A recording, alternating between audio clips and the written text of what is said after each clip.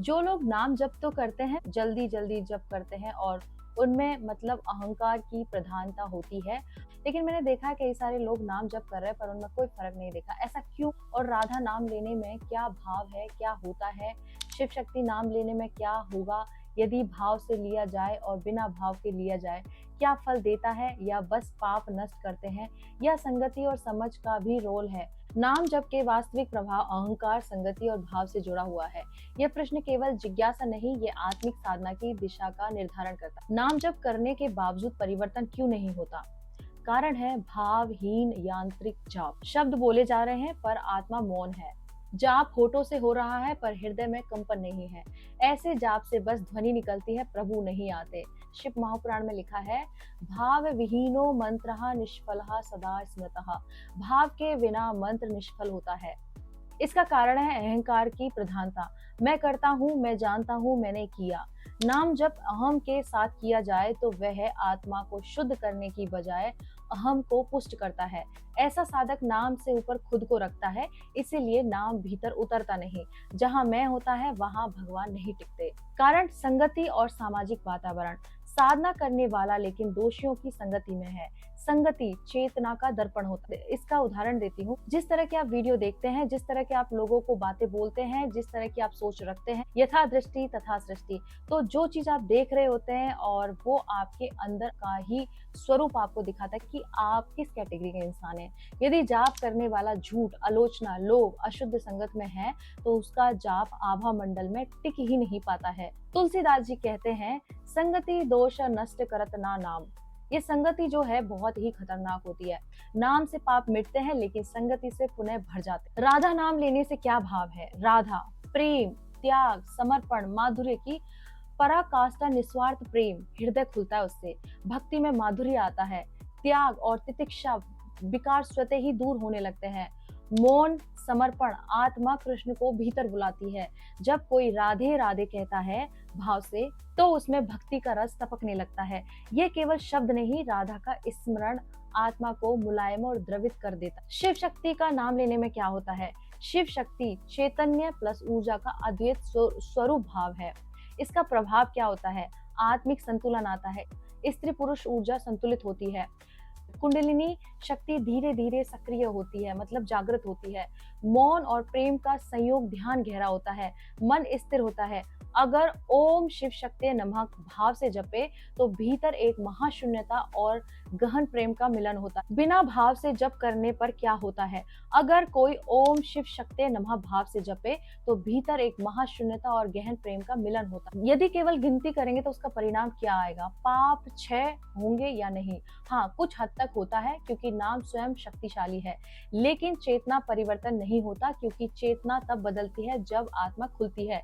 जब का फल टिकता नहीं। मिट्टी पे पानी डाला जाता तो वो भीतर नहीं समाता। तो फिर क्या करना चाहिए? क्या उपाय है इसका? हर मंत्र को प्रेम से बोलो जैसे ईश्वर आपके सामने है। संगति बदलो यदि वहां दोष है, क्योंकि वातावरण बहुत कुछ तय करता है। कम जपे लेकिन पूरी आत्मा से जपे। मैं मिटा दे बस वह ही रखे।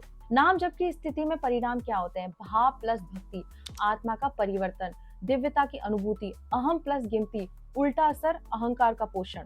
तो समझो इन दोनों के फर्क को। अशुद्ध संगति, जप का फल टिकता नहीं है। शिव शक्ति या राधा नाम भाव से चेतना जागृत होती है, प्रेम और मौन की अनुभूति होती है।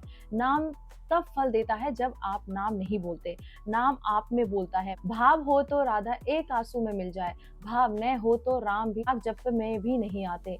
नाम जाप करने के पीछे का रहस्य केवल गणना नहीं है, बल्कि आत्मिक स्थिरता, लयबद्ध साधना और ब्रह्मांडीय कंपन से जुड़ा हुआ। क्योंकि वो ब्रह्मांड, वो परम शक्ति, वो जानती है कि अंदर कंपन हो रहा है या नहीं। यदि कंपन नहीं है, भावना नहीं है, तो वो सब व्यर्थ। मुंह से बोली हुई चीज फलित नहीं होती है। अनुभव, आत्मा में जो चीजें होती है, क्योंकि आत्मा ही परमात्मा है, और जब आत्मा की अनुभूति परमात्मा को होती है और परमात्मा की अनुभूति आत्मा को होती है, तब प्रभु आपके अंदर उतरते हैं। नाप कर जप करने का क्या अर्थ है? हम काउंटिंग करते हैं कि इतना किया इतना किया, उसका क्या मतलब है? नाप का मतलब है माला की संख्या या मन में बार बार की जानने वाली गिनती, जैसे 108 बार का जाप या फिर 1008 बार, एक माला, दो माला या पप जप्स।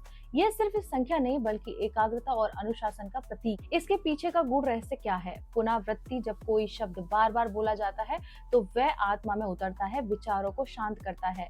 लय। माला की एक एक गिनती आपके मन और श्वास को समगति में ले आती है। न्यूमरोलॉजी में 108, 1008 ऐसी संख्या ब्रह्मांडीय कंपनों की फ्रीक्वेंसी से जुड़ी है। अब आपको संयम मतलब डिसिप्लिन में माला से जब आत्मा को कहता है मैं इस मार्ग पर समर्पित हूँ, मैं स्थिर हूँ। क्यों 108 बार जाप करते हैं? इसका क्या विशेष महत्व है? 108 बार कोई साधारण संख्या नहीं है, यह आकाशीय ऊर्जा और आत्मा की योनिया से जुड़ी हुई है। 9 ग्रह इंटू 12 राशि इज इक्वल टू 108। यह सीधा सीधा ब्रह्मांडीय व्यवस्था से जुड़ा हुआ है। 108 नाड़ियां हृदय से जुड़ी होती हैं। मंत्र इन पर प्रभाव करता है। 108 उपनिषद, 108 शिव नाम, 108 शक्तिपीठ परम शक्ति की पूर्णता का प्रतीक है। एक ईश्वर, 0 बराबर शून्यता, 8 बराबर अनंता, मतलब वो इन्फिनिटी जो होता है वो 8 ही होता है। संपूर्णता का संकेत है 108। तांत्रिक दृष्टि से नाम का जप क्यों जरूरी है? तंत्र में हर मंत्र का एक कंपन मतलब फ्रीक्वेंसी पैदा होता है। जब आप उसे निश्चित बार दोहराते हैं 108, 1008 तो वह कंपन स्थायी हो जाता है। यह साधक के आभा मंडल को बदल देता है।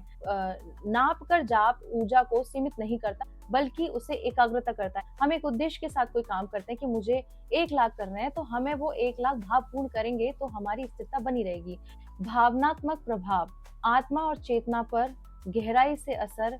कभी लय टूटी, कभी मन भटका। निरंतरता और स्थिरता कोई योजना नहीं, नियम और दृढ़ संकल्प। अंत अज्ञात, एक लक्ष्य, एक पूर्णता। जैसे बिन धार के नदी बहती है पर बांध लगाकर ऊर्जा बनती है, वैसे ही जाप को भी माला रूपी बांध चाहिए। नाप कर जाप करना आत्मा को उसकी गहराई में उतरने का यंत्र है। हर एक माला सीढ़ी है। नाम जप यानी ईश्वर का नाम स्मरण करना। ये केवल मंत्र की ध्वनि या शब्दों की पुनरावृत्ति नहीं बल्कि आत्मा को परमात्मा से जोड़ने का सबसे सरल, शक्तिशाली और दिव्य मार्ग। अब जानते हैं कि नाम जप के पीछे ऐसा कौन सा गूढ़ रहस्य छिपा है। नाम में क्या शक्ति? नाम कोई साधारण ध्वनि नहीं है, ईश्वर की ऊर्जा का संकेत है। जैसे राम शब्द में शांति और धर्म का कंपन है, शिव में तप और तत्व है, कृष्ण में प्रेम और माधुर्य है, ओम यह ब्रह्मांडीय समरसता है। जब हम इन नामों को जपते हैं तो हम शब्द नहीं ईश्वर की उपस्थिति को दोहराते हैं, और बार बार यदि ईश्वर की उपस्थिति को दोहराते हैं तो ईश्वर स्वयं हमें अपने अंदर अनुभव होने लगते हैं। नाम जप क्यों किया जाता है? मन को एकाग्र करना। नाम जप मन के भटकाव को रोकता है, विचारों को पवित्र करना। नाम में स्वयं ईश्वरीय कंपन होता है। कर्म शुद्धि और आत्म शुद्धि करता है, अनजाने कर्मों को भी शुद्ध करता है, भव सागर से पार करता है। बार बार स्मरण आत्मा को जन्म मरण के चक्र से बाहर लाता है। नाम ही नौका है जो जन्मों की नदी पार करवा सकती। शास्त्र क्या कहते हैं नाम जप के बारे में? भागवत महापुराण में लिखा है, कलयुग केवल नाम आधारम, मतलब कलयुग में केवल नाम ही सबसे बड़ा सहारा है। तो कलयुग में नाम जप करने से परमात्मा मिल जाएंगे। शिव पुराण में भी लिखा है, नाम स्मरणम मुक्ति पदस्य प्रारब्धः। इसमें भी लिखा है, नाम जपत मंगल दिशा दसहु। नाम जप से 10 दिशाओं में मंगल होता है। क्या ईश्वर को बार बार बुलाना पड़ता है? नहीं, नाम जप ईश्वर को याद दिलाने के लिए नहीं होता बल्कि अपने मन को उसकी उपस्थिति में टिकाने के लिए होता है। हर बार जपते समय मन गहराई में उतरता, अहंकार ढीला होता है, आत्मा के चारों ओर दिव्य आवा मंडल बनने लगता है। लेकिन ये भाव से लिया जाए तब। होठ हिलेंगे या आप काउंटिंग करेंगे इतना कर लिया इतना कर लिया, ओ तब नहीं होगा। भावपूर्ण जप हो, भले ही काउंटिंग करके करो पर भाव से करो।